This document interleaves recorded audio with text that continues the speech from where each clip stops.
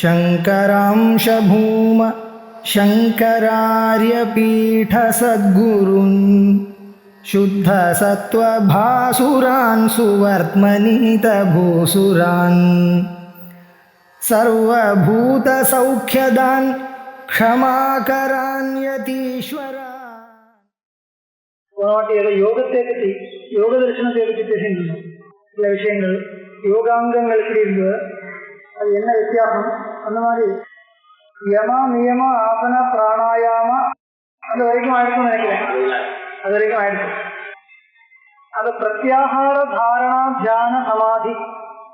பிரத்யாகாரம் கூட ஸ்பஷ்டமா வேற வைக்கலாம். இது மூணு தாரணா தியானம் சமாதி சின்ன வித்தியாசம் தான் இருக்கு. பிரத்யாகாரம்னா ஒன்றும் இல்லை, இந்திரிய நிகிரகம் அவ்வளவுதான். இந்திரியானாம் வசீகார இந்த மாதிரி சூத்திரம் ஞாபகம் இல்லை. இந்திரிய நிகிரகம் அர்த்தம் பிரத்யாகார சப்தத்துக்கு. யோகாங்கமான பிரத்யாகாரம் ஒன்று இருக்கு இல்லையா, இந்திரிய நிகிரகம் அர்த்தம் அவ்வளவுதான். அப்ப இந்த பிராணாயாமம் முடிகிற வரைக்கும் ஓரளவுக்கு வெளியில தான் இருக்கு, மனசு வெளியில் தான் இருக்கு. அதுவும் ஆனப்புறம் பூர்வ அங்கங்கள் திருடமானால் உத்தர அங்கங்கள் அந்த மாதிரி யம நியமங்களோடு சேர்ந்து இருந்தால் இந்த ஆசனத்துக்கு உபயோகம், யம நியம ஆசனங்களோடு சேர்ந்து இருந்தால் பிராணாயாமத்துக்கு உபயோகம். அப்படி கிரகிக்காம வரும். அதுக்கான அந்த ஸ்டெப் வச்சிருக்கும், சோபான கிரமம் வச்சிருக்கும். யம நியமங்கள் இல்லாமல் பண்ணக்கூடாதுங்கிறது இல்லை. அதுக்காக நான் சொல்ல வரேன். இப்போ யம நியமங்கள் ஒன்றும் இல்லாமல் ஆசனங்கள் பண்ணலாமா? யோகா நடக்கிறது இல்லையா, யோகா கிளாஸஸ் நடக்கிறது, ஆசனம் பிராணாயாமம் எல்லாம் பண்றது இல்லையா. யம நியமங்கள் இல்லாமல் அப்படின்னால் மனோ நியந்திரணம் அவ்வளவு கிடையாது, அதெல்லாம் யதேட்சமா தான் இருக்கு. அப்படி இருந்தால் ஆசன பிராணாயாமங்கள் பண்ணலாமான்னு கேட்டா பண்றதுனால ஒன்றும் விரோதம் ஒன்றும் கிடையாது. சரீரத்துக்கு பண்றதுனால உபயோகம் தான், ஆனா சரீரத்துக்கு தான் உபயோகம். இது பதஞ்சலி தரிசனம் தானே, அப்ப மோட்ச தரிசனமா இருக்கு. இந்த யோக சாஸ்திரம்ங்கிறது மோட்ச தரிசனமா இருக்கு. அந்த ஒரு பாயிண்ட் ஆஃப் வியூ, அந்த ஒரு ஆங்கிள் பார்த்தால் உபயோகம் இல்லை, அவ்வளவுதான். அந்த சித்தவருத்தி விரோதம் வரைக்கும் செல்லாது, அந்த வரைக்கும் போகாது. இந்த பூர்வ அங்கங்கள் இல்லாமல், பூர்வ அங்கங்களுக்கு சித்தி வராமல் உத்தர அங்கங்களோட சேர்ந்து மட்டும் பண்ணிட்டு இருந்தால், அந்த கிரமத்தை ஆதரிக்காமல் ஏதோ பேச்சையா பண்ணிட்டு இருந்தால் பண்றதுனால உபயோகம் தான், அதனால ஒன்றும் விரோதம் இல்லை. அந்த யோகாங்கமா இருக்க முடியாது. யோகாங்கம் எப்படி சொல்றது, யோக சித்தவருத்தி நிரோதம் முதல் சூத்திரத்தில் இருக்கு இல்லையா. அப்ப அந்த சித்தவருத்தி நிரோதத்துக்கு உபயோகமா இருக்கிறதுனால யோகாங்கம்னு பேர் வச்சிருக்கு. கஷ்டவும் அங்காணி எதுக்காக பேர் வச்சிருக்குன்னு கேட்டால் சித்தவருத்தி நிரோதம்னு கடைசியில் வருது, அதுக்குதான் யோகம்னு பேரு. அந்த சித்தவருத்தி நிரோதத்துக்கு உபயோகமா இருக்கிறதுனால யோகாங்கம் பேர் வச்சிருக்கு. அப்ப சித்தவருத்தி நிரோதத்துக்கு உபயோகமா இல்லாம போயிடும், அவ்வளவுதான். சித்தவருத்தி நிரோதத்துக்கு உபயோகமா இருக்கணும்னால், உபயோகப்படணும்னால் யமம் நியமம் ஆசனம் பிராணாயாமம் அப்படியே போகணும், வேற ஒண்ணும் இல்லை. அதனால வேற தோஷம் ஒண்ணும் கிடையாது. பிராணாயாமம் பண்றதால தோஷம் ஒண்ணும் கிடையாது. ஆனால் அதுல சூத்திரக்காரர் சொல்லக்கூடிய பலங்கள் அதெல்லாம் வரணும்னால் இந்த கிரமத்தோடு தான் இருக்கணும், இல்லைன்னா அது ஒன்றும் வராது. ஏதோ ஒரு அளவுக்கு ஏதோ ஒன்று வரும், வருதுன்னா ஒன்றும் தோஷம் ஒன்றும் வராது, அந்த விஷயத்துல சந்தேகம். அதனால அதை ரொம்ப விமர்சனம் பண்ண வேண்டியதில்லை. இதொன்னும் இல்லாம அது பண்றத கிரமமா பார்க்கும்போது எப்படி இருக்கு, நான் முன்னாடியே சொன்னேன், யமம்னால் நிவர்த்தி பண்ண வேண்டிய விஷயங்கள், இது பண்ணாத இருக்கணுமோ அது யமம். பண்ண வேண்டிய விஷயங்கள் நியமம், ஜபஸ்வாத்தியாய ஈஸ்வரப்படும் அதெல்லாம் நியமம். ஆசனம் தெரியும், பிராணாயாமம் தெரியும், வாயு சுவாசோச்வாச விச்சேத நியமனங்கள், அதுக்கு பிராணாயாமம் பேரு. பிரத்யாகாரம்னா இந்திரிய நிகிரகம், இந்திரியானாம் விசேஷ அப்பிரவர்த்தனம், விஷயங்கள்ல பிரசக்தி இல்லாம பார்க்கறத கவனிக்கிறத இந்திரிய நிகிரகம். அதுக்கப்புறம் வருது இந்த தாரணா தியானம் சமாதியம் 3 இருக்கு. இது பதஞ்சலி சூத்திர திருஷ்டியில் எப்படி இருக்குன்னு கேட்டா தத்திர ஸ்திதௌ யத்னஹ பிரத்யாகாரம் இருக்கு. ஸ்திதௌ யத்ன பிரத்யாகாரம் இல்ல, பிரத்யாகாரம் தாரணம் சாரி, ஸ்திதௌ யத்னஹ வேற சூத்திரம் வேற மாறி போயிடுச்சு. ஸ்திதௌ யத்னஹ அபியாசம் இருக்கு, இது சூத்திரம் மறந்து போயிடும். தாரணா இருக்கு இல்லையா, தத்ர பிரத்யேகதானதா தியானம். தேசபந்த சித்தஸ்ய தாரணா இருக்கு சூத்திரம். தேசபந்த சித்தஸ்ய தாரணா கேட்டாலே அர்த்தம் புரியுது. தேசபந்தம் சித்தத்தை சித்தம்னா மனசு, ஏதோ ஒரு தேசம்னா இடம், ஏதோ ஒரு தேசத்துல பந்திக்கிறதுன்னா என்ன அர்த்தம்? உபாசனத்துக்கு ஏதாவது ஆலம்பனம் கொடுத்துருக்கோம் இல்லையா, சாஸ்திர விகிதமான ஏதோ ஒரு ஆலம்பனத்துல மனசே கொண்டு போய் நிறுத்துறது தாரணா. அவ்வளவுதான், நிறுத்துறது மட்டும்தான் தாரணா. தேசபந்த சித்தஸ்ய தாரணா. தேசம்னா சாஸ்திர விகிதமான ஆலம்பனம் அர்த்தம். தியானத்தை பண்றதுக்கு இப்போ தயார் பண்றது, தியானத்தை பண்றதுக்காக என்ன வேணும்? ஏதோ ஒரு ஆலம்பனம் வேணும். ஏதோ ஒரு வஸ்துவை ஆலம்பிச்சுதான் தியானம் பண்ண முடியும். அது சாஸ்திர விகிதமா இருந்தால் அதுக்கு அதிர்ஷ்டார்த்தத்தும் கூட இருக்கு. இல்லைன்னா இப்ப நான் இதுதான் தியானம் பண்றேன்னு இதனால ஏகாகிரத வராதுங்கிறது இல்லை, ஏகாகிரத வரும். ஆனா அதிர்ஷ்டம் இருக்காது. சாஸ்திர விகிதமான ஆலம்பனத்துல இதை தியானம் பண்ணும்போதுதான் அதுக்கு அதிர்ஷ்டம் இருக்கும். இல்லைன்னா அதிர்ஷ்டம் இருக்காது, திருஷ்டபலம், அவ்வளவுதான், வேற ஒன்றும் இருக்காது. அதனால சாஸ்திர விகிதமான ஒரு ஆலம்பனம் அதை உபயோகப்படுத்தணும். அந்த ஒரு ஆலம்பனத்துல மனசை கொண்டு போய் நிறுத்துறதுக்கு பேரு தாரணா. அவ்வளவுதான், தேசபந்த சித்தஸ்ய தாரணா சூத்திரார்த்தம் ஆயிடுது. அதுக்கப்புறம் தியானம். தத்ர பிரத்யேகைகதானதா தியானம் இருக்கு. தத்ர பிரத்யேகைகதானதா தியானம் சூத்திரம். தத்ரானால் அந்த ஆலம்பனத்துல, பிரத்யேகம்னா சித்தவருத்தின்னு அர்த்தம், ஏகதானதான அவிச்சின்ன பிரவாகம் அர்த்தம். அப்ப அந்த ஒரு ஆலம்பனத்துல சித்தவருத்திக்கு வரக்கூடிய அவிச்சின்னமான விச்சேதம் இல்லாமல் அதே நினைச்சுட்டு இருக்கிறது அர்த்தம். இதுக்கு தியானம்னு பேரு. இது பிரசித்தம். தத்ர பிரத்யேகைகதானதா தியானம். இப்போ சமாதிக்கும் தியானத்துக்கும் என்ன வித்தியாசம்? சமாதியை ரெண்டு விதமா பிரிக்கிறது. சம்பிரஜான சமாதி, அசம்பிரஜான சமாதின்னு பிரிக்கிறது. சம்பிரஜா சமாதிக்கு சவிகல்பக சமாதின்னு இன்னொரு பேர் இருக்கு, அசம்பிரஜா சமாதிக்கு நிர்விகல்பக சமாதின்னு பேரு. இதுக்கு என்ன வித்தியாசம்னு கேட்டா, சவிகல்பக சமாதியில திரிபுடி இருக்கும் சொல்றது இல்லையா, அது கொஞ்சம் வித்தியாசம். அதுக்கு யோக சூத்திரத்துல பிரகாரம் பாக்குறதா இருந்தா கொஞ்சம் வித்தியாசமா இருக்கு. அது வேதாந்தத்துக்கு அப்புறம் வரலாம். சூத்திரம் எப்படி இருக்குன்னா, சவிகல்பக சமாதி அவளுடைய பாஷையில சம்பிரஜா சமாதின்னு அவள் வச்சிருக்க பேரு. அதை பத்தி சொல்லக்கூடிய சூத்திரம் ததேவ அர்த்தமாத்திர நிர்பாசம் ஸ்வரூபசூன்யம் இவ சமாதின்னு இருக்க சூத்திரம். ததேவ அர்த்தமாத்திர நிர்பாசம் ஸ்வரூபசூன்யம் இவ சமாதின்னு அந்த சூத்திரம். அதுக்கு என்ன அர்த்தம் கேட்டா, ததேவான்னு இருக்கு. ததேவானா என்ன அர்த்தம்? தியானமேவா அர்த்தம். தியானத்தை பத்தி சொல்லி ஒரு சூத்திரம் ஆயிடுச்சு.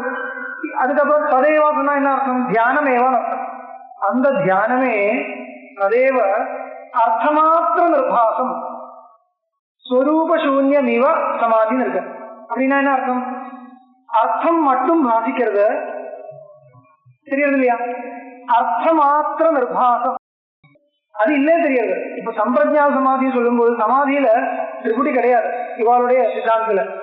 தியானம் சொல்லும் போது அதுல திரிபுடி இருக்கு. அப்படின்னால் அகம் இதம் தியாயாமி, நான் இது தியானம் பண்றேன், அப்படி ஒரு ஃபீல் இருக்குன்னு அர்த்தம், வேற ஒண்ணும் இல்லை.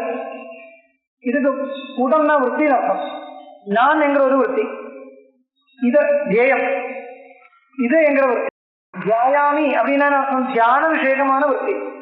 தியானம் அதுவும் தெரியுது, தியானிக்கிற நான், தியானம் பண்ற நான் தெரியுது. தியேயம் அதுவும் தெரியுது இல்லையா. இதுதான் மூணு த்ரீ என்ன, நான் தியாதா தியேயம் தியானம், அகம் இதம் தியாயாமி, நான் இதை தியானிக்கிறேன்.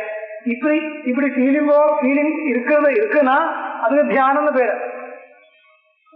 தியானமா இருந்தா எப்படி அந்த ஃபீலிங் இருக்க முடியும்?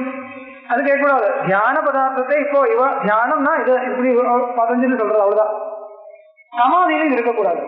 அதுக்காக சொல்றது இது மாற்றுதான் சொல்றது ததேவ அர்த்த மாத்திர நிர்பாசம். சமாதிய சூத்திரம், சமாதி சூத்திரத்தில் பாருங்க, அர்த்த மாத்திர நிர்பாசம், அர்த்தம் மட்டும்தான் வாசிக்கிறது. நான் இல்ல, நான் போயிட்டு பாருங்க, அர்த்த மாத்திர நிர்பாசம் ஸ்வரூப சூன்யம் இவா. அது என்ன அர்த்தம்? ஸ்வரூப சூன்யம் இவான்னு போட்டிருக்கு. அதனால என்ன தெரியாது, ஸ்வரூபம் இருக்கு ஆனா ஸ்வரூபம் தெரியல. ஏன் தெரியாதுனால் நான் இது தியானம் பண்றேங்கிற ஃபீலிங் கிடையாதுனால் ஒன்றும் தெரியாம இருக்கிற மாதிரி தான் இருக்கும். அர்த்தம் தெரியறதா இருந்தா கூட நான் அர்த்தத்தை தியானம் பண்ணிட்டு இருக்கேன் என்கிற ஃபீல் கிடையாதுனால் ஸ்வரூபம் சூன்யம் இவா இருக்கும். ஸ்வரூபம் இல்லாத இல்லே சொல்ல முடியாது. ஏன்னா தியானம் தேயஸ்வரூபம் வாசிக்கிறது இல்லையா, அந்த தேயஸ்வரூபம் தெரியறது. ஆனா தேயஸ்வரூபம் தெரியறது இல்லை.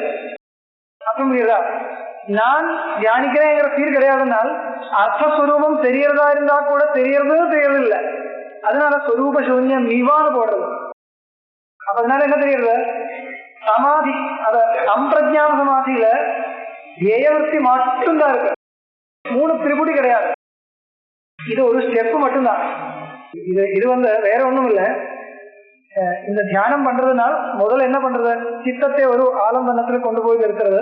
அதுக்கப்புறம் அதோட அந்த விற்த்தியை கொண்டு வர்றது. அதுக்கப்புறம் நான் தியானம் இந்த 2 பாயிண்ட் மறக்கிறது, அது கெட்டு போறது. அவ்வளவுதான். இப்படி ஆயிடுச்சுன்னா அது கம்ப்ளீட் ஆயிடுச்சு. கம்ப்ளீட் ஆயிடுச்சு சொல்லக்கூடாது. இன்னும் என்ன வேணும், அந்த விற்த்தியும் போகணும்.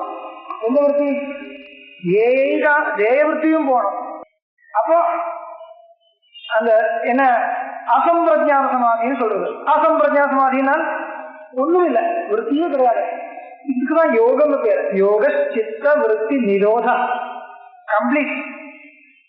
சித்த விற்த்தியே கிடையாது, சித்தம் இருக்கு. சித்தமும் இல்லைன்னா சுசுப்தி. அப்படி இருக்கக்கூடாது. சித்தம் வச்சுட்டு இருக்கணும், விற்பி இருக்கக்கூடாது. அப்படி இருந்தால் அதுக்கு அசம்பிரஜான சமாதின்னு பேரு. இது கடைசியில் அந்த லெவல், கடைசி லெவலில் அதுக்கு இதெல்லாம் அங்கம் அப்படி போட்டிருக்கோம் இல்லையா? இதுதான் அவளுடைய கன்செப்ட். அதுக்கு நடுவுல ரிதம்பரா தத்திர பிரஜா ஒரு சூத்திரம் இருக்கு. அதுக்கு நடுவுலனால் என்ன, இந்த சம்பிரஜான சமாதிக்கும் அசம்பிரஜான சமாதிக்கும் நடுவுல ஒரு வெளிவு வருதுன்னு சொல்றது. என்ன வெளிவு, ரிதம்பரா தத்திர பிரஜா. ரிதம்பரான்னு அர்த்தம், அந்த வேர்டுக்கு அர்த்தம் என்னன்னா, ரிதம்னா சத்தியம் அர்த்தம். ரிதம் விபர்த்தி, இது ரிதம்பரா. சத்தியம் தெரியறது, உண்மையான பொருள் தெரியறதுன்னு அர்த்தம். உண்மையான பொருள் என்ன, இவளுடைய அபிப்பிராயத்துல விவேகம். நான் வேற, இது வேற, சித்தம் வேற, நான் சித்தம் கிடையாது என்கிற ஒரு வெளி வருது. இதுக்குதான் இந்த ஒரு பிரச்சனை. இதுக்குதான் தத்துவஞானம் பேரு. இந்த தத்துவஞானம் மோட்ச சாதனம் இல்லை அவளுடைய மதத்துல. இப்போ இந்த வேதாந்த மதத்தையும் யோக மதத்தையும் கொஞ்சம் கம்பேரிட்டிவ் ஸ்டடி பண்றதா இருந்தா எப்படின்னா, யோக சித்தாந்த பிரகாரம் இந்த சித்தவர்த்தி விரோதமான அந்த சமாதி இருக்க, கடைசியில் வரக்கூடிய சமாதி, கடைசியில் கிடக்கக்கூடிய அந்த சமாதி, சித்தவர்த்தி விரோதம் சொல்லக்கூடிய அந்த ஸ்டேஜ் இருக்கு இல்லையா, இதுதான் மோட்ச சாதனம் அவளுடைய சித்தாந்தம். ஞானம் இல்லை, ஞானம் மோட்ச சாதனம் கிடையாது. ஞானம் எப்ப வருது, சம்பிரஜான சமாதிக்கும் அசம்பிரஜான சமாதிக்கும் நடுவில் வருது. அதுதான் இப்ப சொன்னேன். ரிதம்பராதத்திர பிரஜா ஒரு சூத்திரம். அனந்தரம் தத்ராதி விரக்தம் சித்தம் தாமபி வத்தியம் நிருணத்தி, இப்படி எல்லாம் பாஷ்யம் இருக்கு. அப்படின்னால் இந்த சம்பிரஜான சமாதியில ஏகாகார சித்தவர்த்தி இருக்கு இல்லையா, அந்த தேய மாத்திர விஷயமான ஒரு சித்தவர்த்தி இருக்கு. தேயம் மட்டும் தெரியறது இல்லையா. இதனால என்ன வருது, மற்ற ஜெகத் பிரபஞ்சம் எல்லாம் போயிடுச்சு. இந்த தேயத்தை மட்டும் பார்த்துட்டு இருக்கிறதுனால அதனால என்ன உபயோகம்னு கேட்டா வேற எல்லாம் போறது இல்லையா. இதனால இந்த விற்த்தியினால மற்ற விற்த்திகள் எல்லாம் போறது, மற்ற விற்த்தியெல்லாம் அடிச்சு விடுறது போறது இந்த தேய விற்த்தியினால. இப்ப தேய விற்த்தி மட்டும் சேஷிக்கிறது. இந்த விற்த்தி இருக்கும் பொழுது அந்த தத்துவ ஞானம் உதிக்கிறது. இத நான் வேற இது வேற அப்படின்னா ஒரு ஞானம் உதிக்கிறது. இதுக்கு விவேகம்னு பேரு. இந்த விவேகம் மோட்ச காரணம் இல்லை. அந்த விவேகம் வந்த அப்புறம் அது ஒரு விற்பி தானே. அந்த விவேகம் விவேகம்னா என்ன, ஒரு ஞானம், அது ஒரு சித்தவருத்தி தான். அகமன்யா சுத்தஸ்வரூபா, நான் வேற, ஆத்மஸ்வரூபம் சுத்தம், இது சித்தம், இதெல்லாம் விற்த்திகள் எல்லாம் சித்தத்துடைய விற்பி, நான் இல்லை என்கிற ஒரு இது வருது இல்லையா தத்துவஞானம். இந்த தத்துவஞானம்னா என்ன, அது ஒரு சித்தவருத்தி தானே. அதனால அந்த சித்தவருத்தியினால மற்ற சித்தவருத்திகள் விற்த்திகள் எல்லாம் போறது, இந்த சித்தவருத்தியை அது நிற்குமா? அதுவும் நிற்கக்கூடாது. சத்தியாமபி விரக்தம் சித்தம், அந்த விற்த்தியிலும் ஒரு ஈடுபாடு இல்லாம போயிடுது. அப்புறம் என்ன வருது? தாமபி நிறுவனத்தி, அந்த விற்த்தியும் போடுது. இப்ப என்ன பாக்கி இருக்க? ஒன்றும் பாக்கி கிடையாது. அப்போ சித்தவருத்தி நிரோதம் சொல்லுது. இந்த சித்தவருத்தி நிரோதத்தினால மோட்சம் வருது. அதோடைய சித்தாந்தம் இது, அதோடைய சித்தாந்தம். தத்துவ ஞானத்தினால மோட்சம் இல்ல, தத்துவ ஞானத்தினால சமாதி. தத்துவ ஞானம் வந்தப்புறம் பரமசமாதி. ஏதா சர்வசித்தவர்த்தி நிரோதம் அப்படின்னா அசம்பிரஜா சமாதி. அசம்பிரஜா சமாதியினால என்ன வரும்? அந்த அசம்பிரஜா சமாதி நிரந்தரமா அபியாசத்தில் இருந்தால் கிரமேண என்ன வரும் கேட்டா சித்தம் நஷ்யதி, சித்தமே நசிக்கிறது. சித்தம் நசிக்கிறதுனா அதுக்கப்புறம் சித்தம் நசிக்கிறது, சித்தம் லயிக்கிறது இல்ல, சுசுப்தி இல்ல. புரியுதா? சுசுப்தி இல்ல, சுசுப்தினா சித்தம் இருக்கு, அது லயிக்கிறது. லயிக்கிறது இல்ல, நசிக்கிறது. அது அந்த வஸ்துவே போயிடுதுன்னா மோட்சம். இப்படி சித்தாந்தம் வச்சுட்டு இருக்கும். இவாளுடைய சித்தாந்தத்துல எங்கேயும் நிர்விகல்பக ஞானம் என்கிற ஒரு பொருள் கிடையாது. அத்வைத சித்தாந்தம் எப்படி இருக்கு தெரியுமோ? தத்துவமசி என்கிற இந்த மாதிரி வாக்கியத்திலிருந்து வரக்கூடிய நிர்விகல்பக சாட்சா்காரம். சாட்சா்காரம்னா ஞானம், அது தியானம் இல்ல. இந்த சாட்சா்காரம் விகல்பம் இல்லாம இருக்கக்கூடிய சாட்சா்காரம். இந்த மாதிரி ஒரு சாட்சா்காரத்தை அவ சொல்லல. ஏன்னா அவ சொல்லக்கூடிய அந்த தத்துவ ஞானம் இருக்கு, அது நிர்விகல்பகம் இல்லை. இப்போ சமாதி சாட்சா்காரம் இல்லை. சமாதியில ரெண்டு சமாதி இருக்கு இல்லையா? ஒண்ணு சம்பிரஜா சமாதி, அது தத்துவ ஞானம் கிடையாது, அது தேய விஷேக விருத்தி, அது தியானத்தினுடைய ஒரு வெரைட்டி. அது தியானத்தினுடைய நெக்ஸ்ட் லெவல். அது தத்துவ ஞானம் கிடையாது. புரியுதா? அது தத்துவ ஞானம் இல்லை. அதுக்கப்புறம் சர்வசித்த விருத்தி நிரோதம் இருக்கு, அது தத்துவ ஞானமா? அதுவும் தத்துவ ஞானம் இல்லை. அப்ப தத்துவ ஞானம் எப்போ? இதுக்கு ரெண்டுக்கும் நடுவில் வருது. அதனுடைய சுபாவம் என்ன? அகமன்யா இதம் அந்யது, இப்படி இல்லையா? இது நிர்விகல்பகமா இருக்க முடியுமோ? சைதன்ய மாத்திர விஷயம் இல்லை. அகம் சைதன்ய ஸ்வரூபா, சித்தம் ஜடம், இப்படி ஒரு ஞானம். வஸ்து மாத்திர விஷயம் இல்லை. ரெண்டு ரெண்டு ரெண்டு வருது. அகமன்யா சித்தம் ஜடம், இப்படி வருது இல்லையா? அப்படி வரக்கூடிய ஞானத்துக்கு மோட்ச சாதனத்தும் சொல்லல அத்வைத வேதாந்தத்துல. இந்த ஞானம் வந்தப்புறம், இந்த ஞானம் வரணும், வந்தப்புறம் சைதன்ய மாத்திர விஷேக சாட்சா்காரம். அது சாட்சா்காரமா இருக்கணும். சாட்சா்காரமா ஞானமா இருக்கணும், தியானமா இருக்கக்கூடாது. ஞானம் வேற, தியானம் வேற. அப்போ சுருக்கமா சொன்னால் நிர்விகல்பக சாட்சா்காரம் மோட்ச சாதனம் அத்வைத சித்தாந்தம். நிர்விகல்பக சாட்சா்காரமே யோக சித்தாந்தத்தில் கிடையாது. நிர்விகல்பகமான ஞானத்தை ஒத்துக்கிறதே இல்லை. இந்த மாதிரி வித்தியாசங்கள் இருக்கு யோக சித்தாந்தத்துல. இருக்கட்டும், அது அங்கே அங்கே இருக்கட்டும். ஆனா இப்ப எப்படி வருதுன்னா, இதெல்லாம் கொஞ்சம் மிக்ஸா தான் இதெல்லாம். இந்த மாதிரி கிரந்தங்கள் எல்லாம் ஒரு யோக சித்தாந்தம், யோக தரிசனத்தினுடைய சுபாவம் அப்படி இருந்தாலும் அந்த வேர்ட்ஸ் எல்லாம் யூஸ் பண்றது அதெல்லாம் இருக்கும். அந்த தரிசனத்தினுடைய ரீதி அது, அவ்வளவுதான் நான் சொன்னேன். அந்த இது வேதாந்த ரீதியில் தான் இந்த கிரந்தம் போறது. ஆனா அவருடைய டெக்னிக்கல் டேர்ம்ஸ் எல்லாம் இதுல வரும். இது சமாதி மோட்ச சாதனம் சொல்லல, ஆனா சமாதி வேணும். நம்மளுடைய சித்தாந்தம் எப்படி? இந்த சமாதி ஒத்துக்கலாம், சமாதி ஒத்துக்கிறதுனால ஒன்றும் தப்பு இல்லை. சர்வசித்த விருத்தி நிரோதமும் இருக்கட்டும். சர்வசித்த விருத்தி நிரோதத்துக்கு அப்புறம் இந்த நிர்விகல்பக சாட்சா்காரம் என்கிற ஒரு எண்ணம் வரணும். அதனாலதான் அவித்யா நாசம். அவித்யா நாசத்துக்காக சாட்சா்காரம் தான் வேணும். அதனால கொஞ்சம் டெக்னிக்கல் டிஃபரன்சஸ் இருக்கு. உத்தான விரோத சம்ஸ்காரையோ அபிபவ பிராதுர்பாவோ நிரோத க்ஷண சித்தான்மயோ நிரோத பரிணாமः இதி व्युत्थान संस्काराः अभिभूयन्ते निरोध संस्काराः प्रादुर्भवन्ति निरोधयुक्तः क्षणः चित्तेन अन्वीयते सोऽयं मनोनाशः इति अवगन्तव्यं। पूर्वापर परामर्शमन्तरेण सहसा उत्पद्यमानस्य क्रोधादिवृत्तिविशेषस्य हेतुश्चित्तगत संस्कारो वासना पूर्वपूर्वाभ्यासेन चित्ते वाक्यमानत्वात् तस्याश्च वासनायाः क्षयो नाम विवेकजन्यायां शान्त्यादिवासनायां दृढायां सत्यपि बाह्य निमित्ते क्रोधाद्य अनुत्पत्तिः। இப்ப இந்த நிரோத சம்ஸ்காரம் திடமா வருதுன்னா என்ன பிரயோஜனம் கேட்டா குரோதாதி விகாரங்கள் போறது சொல்றது. பூர்வாபர பராமர்சம் அந்தரேன சகசா உற்பத்தியமானஸ்ய குரோதாதி விருத்தி விசேஷஸ்ய.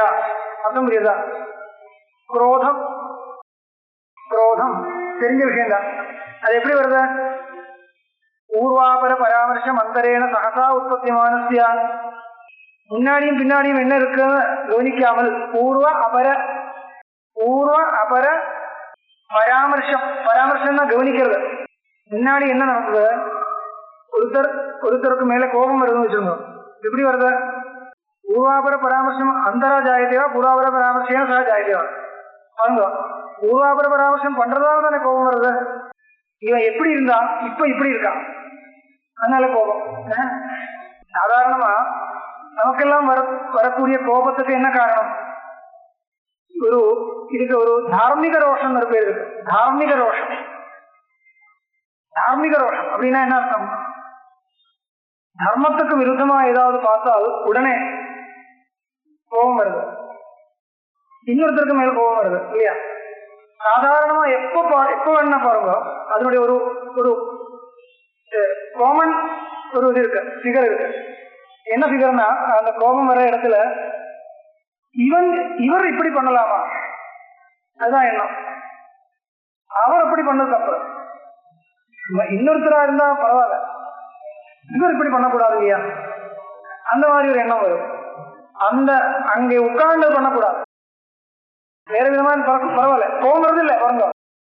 சாதாரணமா கோயில் போறவா ஏதோ ஒரு அசத்தியம் பேசுறது, கோபம் வருதா? கோபம் வருது இல்ல, ஏன்னா அவருடைய சுபாவம் அது. ஆனா இவர் இப்படி பண்ணலாமா, இப்படிதான் கோபம் வருது. இந்த கோபத்தினால என்ன உபயோகம்? கோபத்தினால ஏதாவது உபயோகம் இருக்கா? ஆனா இல்லையா? பல காரியங்கள் நடக்கிறது கோபப்படுறதுனாலதான். லௌகியமா இல்லையா? இப்போ குழந்தைகள் இருக்கு, எது பண்ணாலும் அவங்க அப்படியே சாந்தமா இருக்குன்னா அதே பண்ணிட்டு இருப்பான். ஆனா தாமச விற்பி ராஜச விற்பியே ஒரு ரஜோகுண பிரதானமா இருக்கும், புடிவாதம் இருக்கும், பண்றது இல்லையா பல பேர். அப்படி பண்ணும்பொழுது அதை நிரோதிக்கணும்னா அது அதர்மம். இப்போ பண்ணக்கூடாத விஷயம் பண்ணணும்னு ஒரு புடிவாதம் பண்றதா இருந்தால் அதை ஓவர்லேப் பண்ணணும்னா சாந்தமா தத்துவோபதேசம் பண்ண முடியாது. ஏதோ பண்ணிட்டு சொல்லட்டும், எனக்கு என்ன அப்படி போயிட்டு இருப்பான். அப்ப என்ன பண்றது? கோபத்தை பண்றது. கோபம் பண்றதா இருந்தா ஏதாவது ஒரு பிரயோஜனம் கிடைக்கிறது மாதிரி தெரியறது இல்லையா? நிறைய கிடைக்கிறது, அதனாலதான் பண்றது இல்லையா? அப்ப கோபம் நிஷ்பலம் சொல்ல முடியுமான்னு கேட்டா நிஷ்பலம் தான். ஏன்னா இல்ல பாருங்க, கோபம் வர்ற மாதிரி உண்மையா கோபம் வந்தா தான் அது நடக்குமா? உள்ளுக்குள்ள கோபம் வராமலே கோபம் இருக்கிற மாதிரி உங்களால நடிக்க முடியும்னால் பலன் கிடைக்கிறது இல்லையா? நான் கோபப்படுற மாதிரி அவளுக்கு தோணணும், அவ்வளவுதானே. உண்மையா நான் உள்ளுக்குள்ள இப்படி இருக்கணும் இருக்கா? நீங்க கோபம் பண்றதுனால ஏதோ லோக விவகாரம் சித்திக்கிறதா நினைக்கிறதா இருந்தால் அதுக்காக என்ன வேணும்? உங்களுக்கு கோபம் வர்ற மாதிரி மற்றவாளுக்கு தெரியும், அவ்வளவுதானே. நம்மளுடைய விவேகம் நஷ்டமாகிற மாதிரி உள்ளுக்குள்ள தவிச்ச அப்படி கோபத்தை வெளியே கொண்டு வர தேவையா இருக்கா? இது இல்லை. ஆனா நம்மளால அது முடியாது. நம்மளால கோபம் வருதுன்னா உண்மையா கோபம் வருது, அதனால நமக்கு உபயோகம் இல்லை, நமக்கு கஷ்டம்தான், கஷ்டமா தான் போறது. அதனால லோகத்து உபயோகம் இருக்கு, கண்டிப்பா இருக்கு, இல்லைன்னு சொல்ல முடியாது. நிறைய இடத்துல கோபம் தான் பண்ணும், அப்பதான் பல விஷயங்கள் நடக்கிறது, இல்லையே சொல்ல முடியாது. ஆனால் கோபம் வர வேண்டியது இல்லை. கோபம் வர்றதுன்னா நமக்கு உபயோகம் இல்லை. அதனால கோபம் வந்துதான் அது வெளியில் காமிக்கணும் அப்படி இல்லை. கோபம் வராமல் வெளியில் காமிச்சாலும் உபயோகம் இருக்கு. அது பண்றது அது சாதாரண விஷயங்கள் நமக்கு தெரியும், சில விஷயங்கள் தெரியாது. சின்ன குழந்தையா இருந்தால் உண்மையா கோபம் வருதில்லை, வருங்க. சின்ன குழந்தை ஏதாவது பண்றதா இருந்தால் உண்மையா கோபம் வருதில்லை, ஆனா கோபம் வர்ற மாதிரி நடிக்கிறது, அபிநயத்தை பண்றது, அது நமக்கு தெரியும் இல்லையா? எப்படி புரியுறது? அது சின்ன குழந்தையோட அந்த மாதிரி உள்ளுக்குள்ளேயே கோபம் வராமலே கோபம் வர்ற மாதிரி நடிக்க முடியறது இல்லையா? அதுக்கு என்ன காரணம்? ஏன் அப்படி முடியறது? அது பாருங்க. ஏன் கேட்டா பூர்வாபர பராமர்சத்தை பண்றதுனாலதான் முடியறது. அது என்ன பூர்வாபர பராமர்சம் கேட்டா, இப்போ கோபம் உண்மையா கோபம் வரணும்னா எப்படி வரணும்? உண்மையா கோபம் வர்றதுக்கு இடமே இல்லைன்னு சொல்றாரு. உண்மையா கோபம் வர்றதுக்கு ஒரு இடமே இல்லை. என்ன காரணம்னால், ஒவ்வொருத்தரும் ஏதோ ஒண்ணு பண்றதா இருந்தால் அவளுடைய சம்ஸ்காரம் அப்படி இருக்கு, அவ எப்படி வளர்ந்துருக்கா, அவளுடைய இப்போ இந்த ஜென்மத்திலிருந்து வளர்ந்து மட்டும் இல்ல, ஜென்மாந்திர சம்ஸ்காரம் கூட இருக்கலாம் இல்லையோ. பலவித ஜீவ பலவிதமா இருக்கு, அவளுக்கு பலவிதமான ஜென்மாந்திர சம்ஸ்காரங்கள் இருக்கும், இப்படியோ இருக்கலாம். அந்த மாதிரி சம்ஸ்காரத்துக்கு அடிப்பட்டு இப்படி இருக்கு. அப்படி சம்ஸ்காரம் இருக்கக்கூடியவர் எப்படி பேசுவா கேட்டா அப்படிதான் பேசுவா. வஸ்து தானே, என்ன பண்ண முடியும்? அப்படிதான் பேசுவா. ஆனால் அந்த சம்ஸ்காரம் கெட்ட சம்ஸ்காரம், அது போகணும். அதனால அவளுக்கு ஏதோ ஒரு உத்போதனத்தை கொடுக்கணும். அதுக்காக கோபத்தை பண்ணலாம். ஆனா வர்றது எதுக்கு தெரியாது. குழந்தைக்கு மேல ஏன் வரல கேட்டா, குழந்தை அபக்குவமா இருக்கு, விசாரம் பண்றதுக்கு சாமர்த்தியம் இல்லை. இதுதான் பூர்வாபர விசாரம். விசாரம் பண்றதுக்கு அவனுக்கு சாமர்த்தியம் இல்லை, ஏதோ வாசனையில மனசுல வர்ற மாதிரி பண்ணிட்டு இருக்கான். அதனாலதான் குழந்தை இப்படி இருக்கும். அதனால உள்ளுக்குள்ள கோபம் வர்றதுக்கு ஒன்றும் விஷயம் இல்லை. ஆனா அது நீ பண்றது சரியில்லைன்னு காமிக்கணும், அதுக்காக வெளியில் காமிக்கணும், இவ்வளவுதானே. அதனால உண்மையா கோபம் வருது இல்லை, ஆனா வெளியில் காமிக்கிறது. இதுதான் எல்டர் பீப்புளா இருந்தா ஏன் இப்படி யோசிக்க முடியாது? குழந்தையா இருந்தா இப்படி யோசிக்க முடியறது இல்லையா? குழந்தைக்கு மேல குழந்தைய தானே அபக்குவமா இருக்கு. ஏன் குழந்தை மட்டும் அபக்குவமா இருக்கு? எல்லாரும் அபக்குவமா தான் இருக்கு. ஏன் அபக்குவம் இல்லைன்னா ஏன் அப்படி பேசுறது? அப்படி பேசுறதுனால தெரியறது இல்லையா அபக்குவமா இருக்குன்னு? அது விருத்தனா இருந்தா கூட அபக்குவமா இருக்கலாம். ஒரு சின்ன ஒரு கஷ்டம் வந்தால் அப்படியே அழுதுன்னு இருக்கிறது இல்லையா? அந்த அளவுக்கு கஷ்டம் இல்லை நமக்கு தெரியும். ஆனா இருக்கிறதே பெரிய ஒரு எக்ஸாஜரேட் பண்ணி இப்படி பண்றது உடனே நமக்கு கோபம் வருது. ஏன் கோபம் வருது? அபக்குவமா இருக்கு, ஜென்மாந்திர வாசனை அப்படி இருக்கு, அப்படி பண்றதா. எது பார்த்தாலும் அவளுடைய ஜென்மாந்திர சம்ஸ்காரமும் இந்த ஜென்மத்தில் வந்த சம்ஸ்காரமும் எல்லா சம்ஸ்காரமும் மனசில் இருக்கக்கூடிய வாசனைகள் எல்லாம் அந்த மாதிரி ஒரு விவகாரத்தை பண்ணி வைக்கிறதுக்கு அனுகூலமா இருக்கு. அதனால அவ அப்படியெல்லாம் பேசுறா. இப்படி ஒரு பூர்வாபர பராமர்சம் இருந்தால் கோபம் வராது. ஆனா வேணும்னா அது ஆவிஷ்காரம் பண்ண முடியும். நாடகம் சாத்தியமா இருக்குன்னா ஏன் சாத்தியம்? அதுதான் கேட்டேன். குழந்தை விஷயத்துல சாத்தியமா இருக்குன்னா எதனால சாத்தியமா இருக்கோ அந்த யுக்தி இங்கேயும் துல்லியம். விருத்தனா இருந்தாலும் யுவாவா இருந்தாலும் யாரா இருந்தாலும் அந்த யுக்தி துல்லியமா இருக்கு.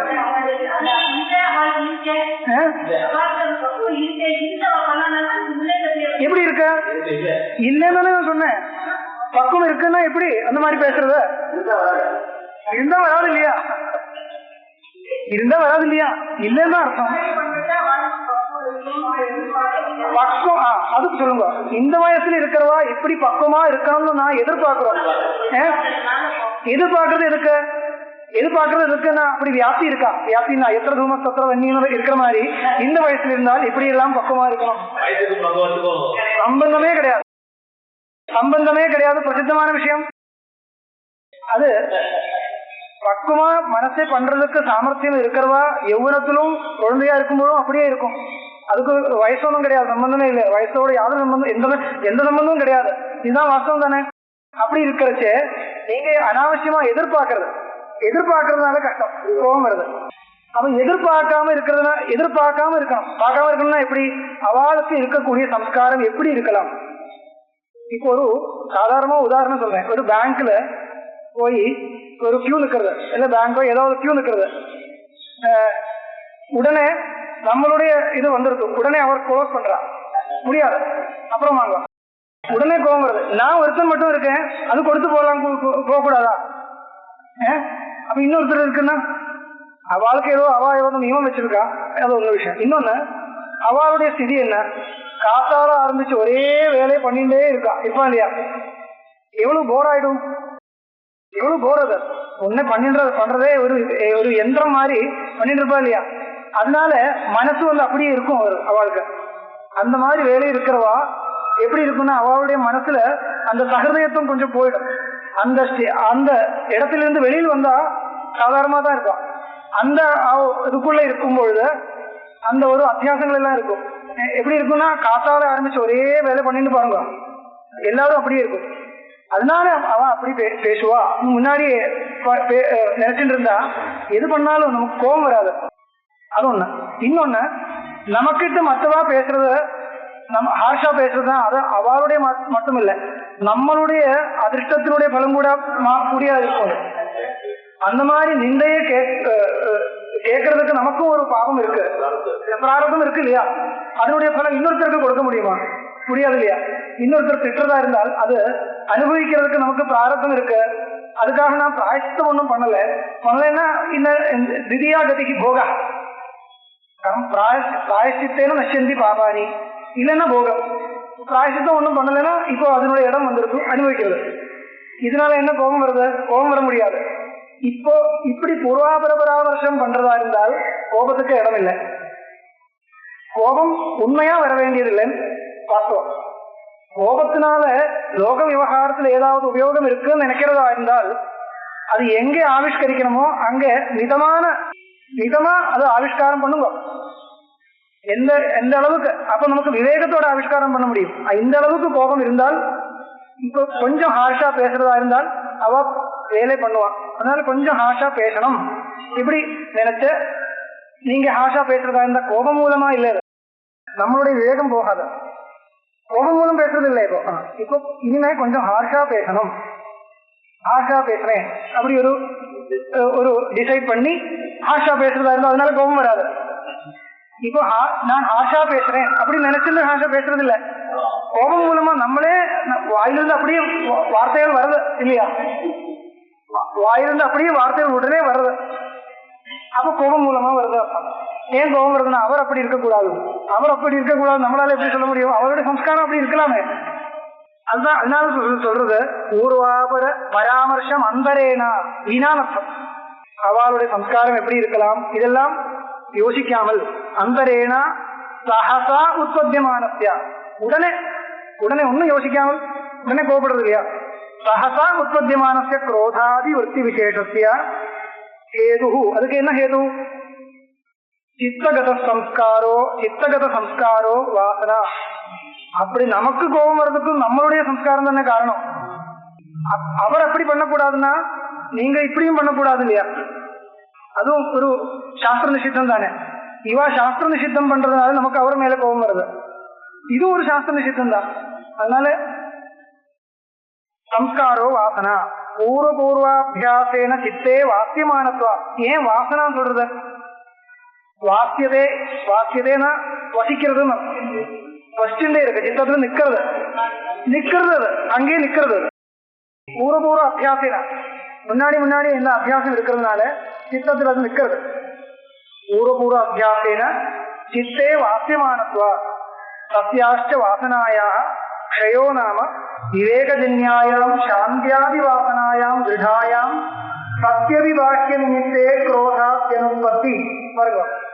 சத்யவிபாக்கிய நிமித்தே குரோதம் வர்றதுக்கு பாக்கியமான நிமித்தங்கள் இருந்தாலும் வராம இருக்கக்கூடிய ஒரு நிலைமை. அது எப்படி வரணும்? சத்யாஷ்ட வாசனாயாக க்ஷயோ நாம இதுதான். இந்த வாசனை க்ஷயிக்கிறதுனால் விகார ஹேதௌ சதி விக்ரியந்தே ஏகாம் ந சேதாம்சி த ஏவ தீரான்னு காளிதாசர் சொல்றோம். விகார ஹேதௌ சதி, அந்த விகாரப்படுறதுக்கு ஏது இருந்தாலும் யாருடைய மனசு விகாரத்தை ஏற்படுறது இல்லையோ தே ஏவ தீரா காளிதாசன் சொல்றது. அந்த மாதிரி சத்யாஷ்ட வாசனாயா க்ஷயோ நாம விவேகஜன்யாயாம் சாந்தியாதி வாசனாயாம் திருடாயாம். சாந்தி வாசனா, சாந்தமா இருக்கிறதுக்கு மனசுக்கு பிராக்டிஸ் கொடுக்கணும் இல்லையா? இது பிராக்டிஸ் கொடுக்கறதுக்கு தான் எல்லா உலகத்துல எழுந்த அப்புறம் எல்லா விவகாரம் இருக்குதான். ஏன் பிராக்டிஸ் கொடுக்க கூடாது? எத்தனையோ இடங்கள் கிடைக்கிறது இல்லையா பிராக்டிஸ் கொடுக்கறதுக்கு? பிராக்டிஸ் கொடுக்கறதுக்கு ஒரு இடம் கிடைச்சிருக்கு நினைக்கிறதா இருந்தா கோபம் வருவான்.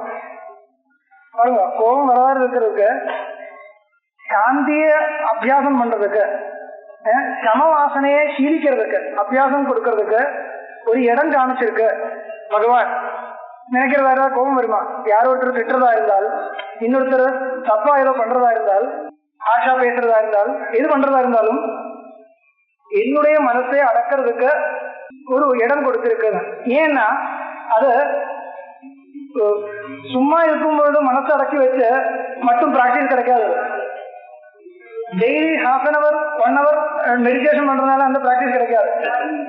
ஏன்னா மெடிடேஷன் பண்ணும்பொழுது சில பேர் நடுவில் அங்கே பேசுறான், உடனே கோபம் வருது இல்லையா, பண்றது தெரியுது இல்லையா, அங்கே வந்து பேசிட்டு இருக்கோம், அப்பொழுதே போயிடுதோம். எதுக்காக மெடிடேஷன் பண்றதுன்னா இந்த சாந்தியை அபியசிக்கிறது. அதுக்காக அந்த கண்ணு மூடிட்டு தான் வேணுங்கிறது இல்லை, அது பார்த்துட்டே மெடிடேஷன் பண்ணலாம்.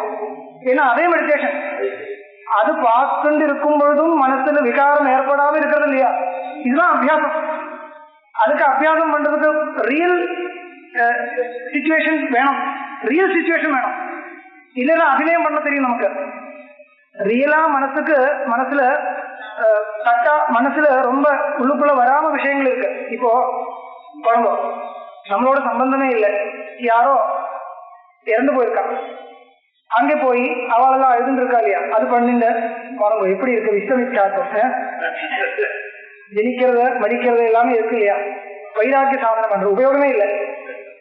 ஏன்னா அது நம்மளுடைய மனசுல அது ஒன்றும் ஏற்படுத்துறது அந்த அந்த சிச்சுவேஷன் ரியல் இல்லை, அங்கே போய் ஒன்றும் உபயோகம் இல்லை. ஆனா உண்மையா நமக்கு எப்போ வருது அப்ப பாருங்க, அப்ப என்ன மனசுல விகாரம் ஏற்படுதா என்ன பாருங்க. நமக்கு சம்பந்தமே இல்லாம இருக்கிற இடத்துல போய் அப்படியே தத்துவஞானி மாதிரி இந்த உபயோகம் இல்லை, அது பிராக்டிஸ் இல்லை. அது எல்லாருக்கும் தெரியும் அது பண்றதுக்கு, அதனால பிராக்டிஸ் கிடைக்காது. மனசுக்கு பிராக்டிஸ் கொடுக்கணும்னால் ரியலான இடம் வேணும், ரியல் சிச்சுவேஷன் வேணும். அப்படி இருந்தால் யாரு பிராக்டிஸ் கொடுக்கணும்னு நினைக்கிறாரோ அவளுக்கு அந்த சிச்சுவேஷன் கிடைக்கிறதுனா என்ன, உங்களுக்கு கோச்சிங் கொடுக்கறது, கோச்சிங் உலகமே கொடுக்கறது கோச்சிங் இல்லையா. அந்த சிச்சுவேஷன் வேணும், தேடிட்டு இருக்கும். அந்த சிச்சுவேஷன் எங்க கிடைக்கிறது தான், அந்த சிச்சுவேஷன் கிடைச்சா தானே பிராக்டிஸ் பண்ண முடியும். யாரும் என்னை திட்டுறது இல்லை, என்னால பிராக்டிஸ் பண்ண முடியாது. யாரும் திட்டுறது இல்லைன்னா ஒன்றும் முடியாது. பெரிய மகான் வச்சுட்டு இருந்தா அப்படியே இருக்கும், பிராக்டிஸ் பண்ண முடியாது. பிராக்டிஸ் பண்ணணும்னா உண்மையா ரியலான இடம் கிடைக்கணும். அப்படி பார்க்கறதா இருந்தால் நமக்கு நிந்த கேட்கறதும் ஒரு ஆனந்தமா போயிடும். ஏன்னா மனசு சாந்தமா வைக்கிறதுக்கு ஒரு சிச்சுவேஷன் கிடைச்சிருக்கு, பெரிய பாக்கியம். லபந்தே யுத்தம் ஈதிருஷம் கீதை வருது இல்லையா, சுகின க்ஷத்ரியா பார்த்தா லபந்தே யுத்தம் ஈதிருஷம். எப்படி இருக்கு பாருங்க, இந்த மாதிரி யுத்தத்தை கிடைக்கிறதே பெரிய பாக்கியம். அது என்ன, யுத்தத்தை கிடைக்கிறதே ஒரு பாக்கியம். அதுக்கு சாதாரணமா ஒரு அர்த்தம் இருக்கு தர்மசாஸ்திர திருஷ்டியில.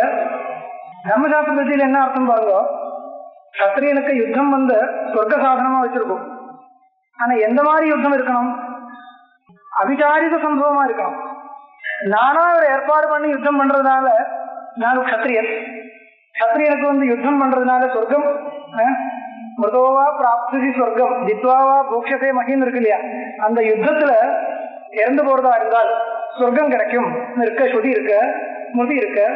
அதனால ஒரு யுத்தத்தை 10 பேரை வச்சு ஒரு சத்ரு இருக்கிற போய் சத்ருவா பண்ணி குரோதத்தை வைரத்தை சம்பாதிச்ச ஒரு யுத்தத்தை ஏற்பாடு பண்ணி யுத்தம் பண்றதுனால ஒன்றும் கிடைக்காது.